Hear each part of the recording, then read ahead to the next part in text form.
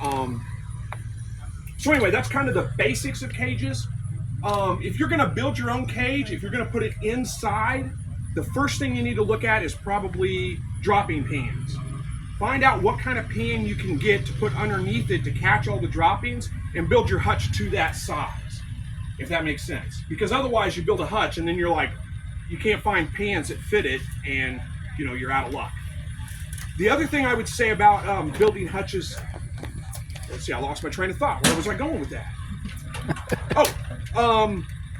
Get your wire that you're going to use at least for the flooring and stuff. Well, all of it really. Get that sorted out first and figure out what size it is and build your hutch to that size. Mine are 3 foot wide because I can get hardware in 3 foot wide rolls. And you don't want to have to cut, like you don't want to build it 2 foot wide and have to cut hardware cloth, 8 feet down. That's a pain, huge pain. So just build it to the width of the hardware cloth or whatever wire you're going to get. That makes it a lot easier. And if you do decide to go with like a coated wire or a bigger gauge, smaller gauge, bigger width wire, then just use that for the floor because that stuff's pretty expensive. And you can use the hardware cloth for all the sides and the top and all that kind of stuff. Get away a lot cheaper that way. Don't invest in, you could do it, but you're going to spend a lot of money putting coated wire all the way around your hutch, on the top, on the sides, all that kind of stuff. So that's the basics of your cages. You can fit, the other question people commonly ask me is how many birds can I put in a hutch? Mine are, I think it's 8x3, so that's 20, is my math right? 24 square feet, right? So you can fit roughly 1 bird per square foot. That's kind of the general wisdom. But you can actually pack them a lot denser than that. I fit up to like 30 birds in there before. Actually, I put probably 35 or 40 birds in there before. And it's really not that big of a deal. Especially like with younger birds, when I put them in there, I don't have any issues with them overcrowding. They tend to kind of huddle together anyway, no matter if you put 10 in there or 20 or 30.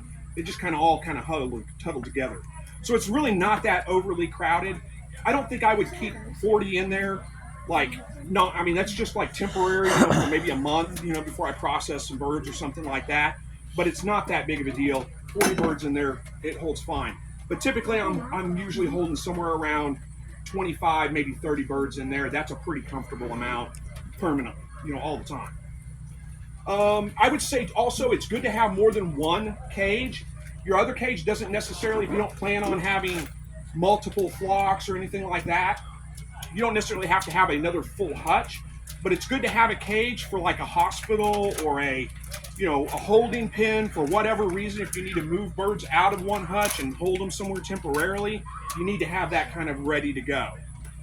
You will run into issues with your quail fighting with each other. It seems to me, in my experience, it's more prevalent when you get any of the, what I call the fancy quail, the white birds, the tuxedos, the Italians, and if you don't know what those are all just different color strains, basically, of the quail. So you've got the jumbo wild, which is kind of the standard brown. They call them meat makers. They call them, lots of different names for them, but they're the standard brown color of Coturnix quail. Those have been the most docile for me, the easiest to handle, they get along better together.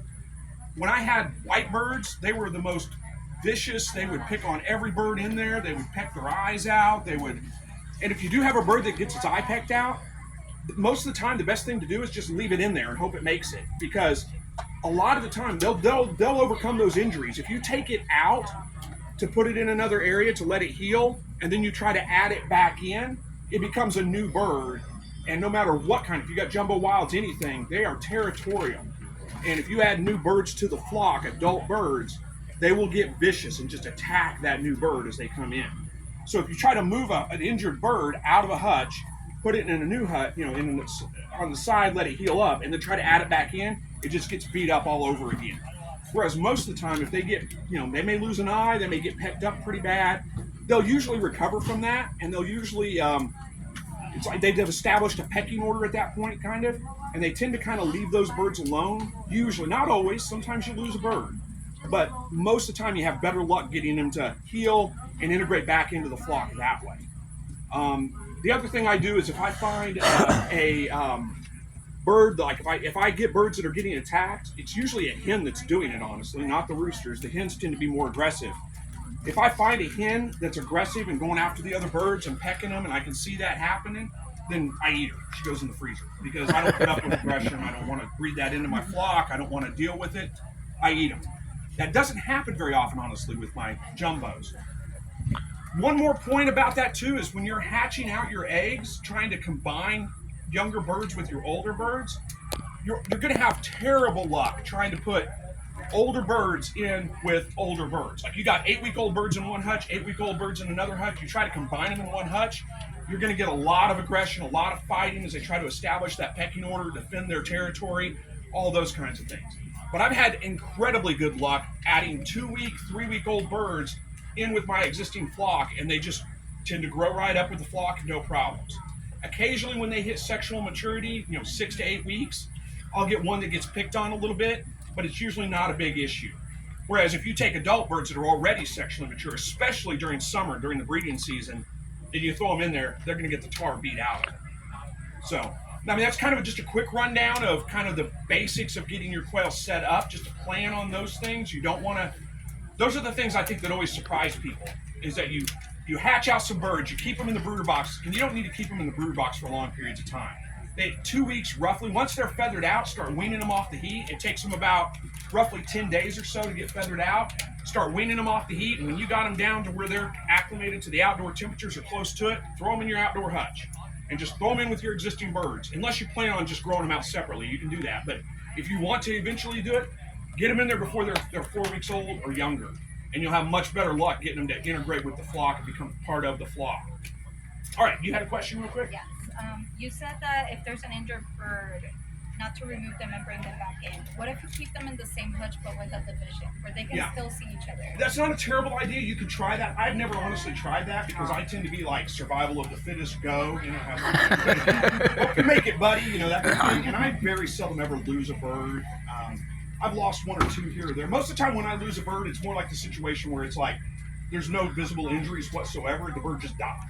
And that's going to happen. That's one more piece of advice I can give you if you're new. Sometimes you're going to